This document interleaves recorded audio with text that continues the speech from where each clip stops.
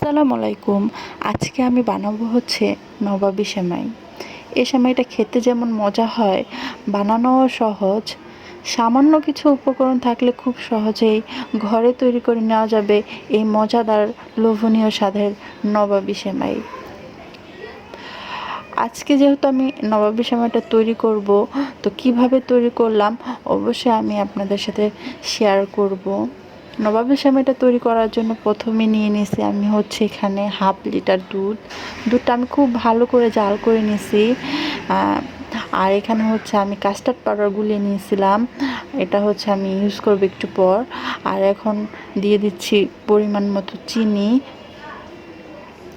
চিনিটা দেওয়ার পর হচ্ছে খুব ভালো করে জাল করে নিতে হবে।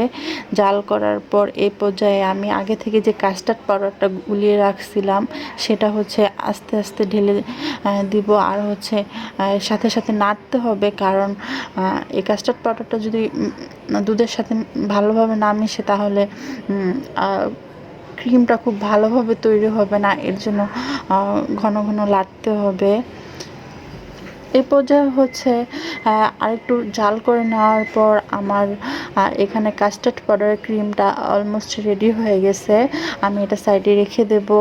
আর এখানে একটা ফ্রাই প্যান নিয়ে নিয়েছি।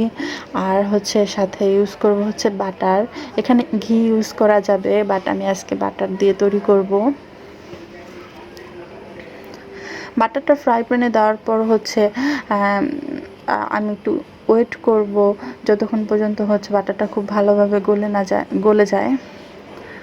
তারপর এখানে আমি সামান্য পরিমাণে ঘি ইউজ করছি। ঘিটা মানে একটা আমার ইচ্ছা, সুন্দর একটা গ্রানের জন্য দেওয়া হয়েছে। এটা হচ্ছে অপশনাল, দিলে দেওয়া যাবে, কোনো সমস্যা নাই।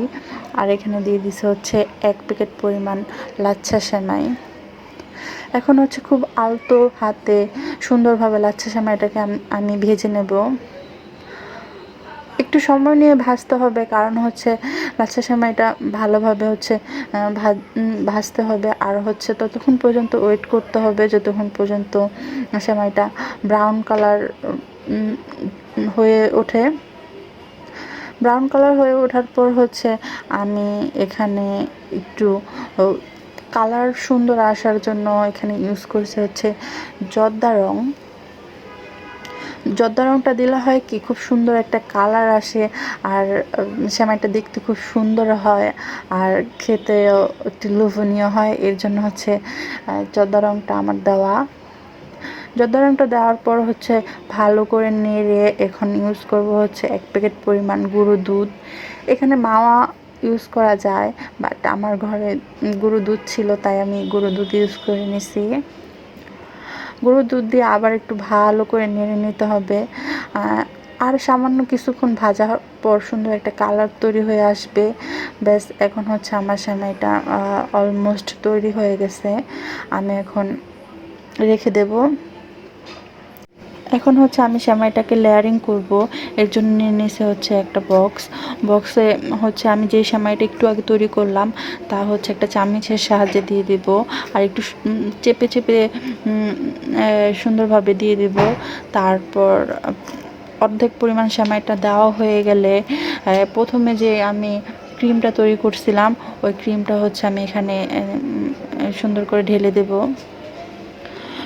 এখানে আমি সম্পূর্ণ ক্রিমটাই দিয়ে দিচ্ছি, কারণ হচ্ছে সেমাইতে যত বেশি ক্রিম হবে তত বেশি ক্রিমি হবে, আর খেতেও তত বেশি মজা হবে। এর জন্য আর আর যে অর্ধেক পরিমাণ সেমাইটা ছিল এটা এখন আমি উপরে সুন্দর করে লেয়ার করে দিয়ে দিব। এ পর্যায়ে লেয়ার করে দেওয়া কমপ্লিট হয়ে গেলে অলমোস্ট হচ্ছে আমাদের নবাবী সেমাই হচ্ছে রেডি। বাট হচ্ছে আমি এখানে ইউজ করব হচ্ছে বাদাম, কারণ হচ্ছে সেমাইতে বাদামটা দিলে তার সেমাইয়ের টেস্টটা অন্যরকম হয়, খেতেও মজা হয়, আর দেখতেও খুবই সুন্দর হয়।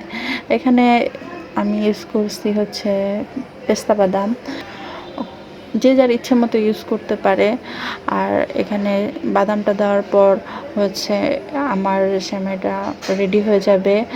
আর এখন হচ্ছে আমি সেমাইটা রেখে দেব ফ্রিজে একটু ঠান্ডা হওয়ার জন্য। ঠান্ডা হওয়ার পর হচ্ছে এই সেমাইটা খেতে অনেক বেশি মজা হয়।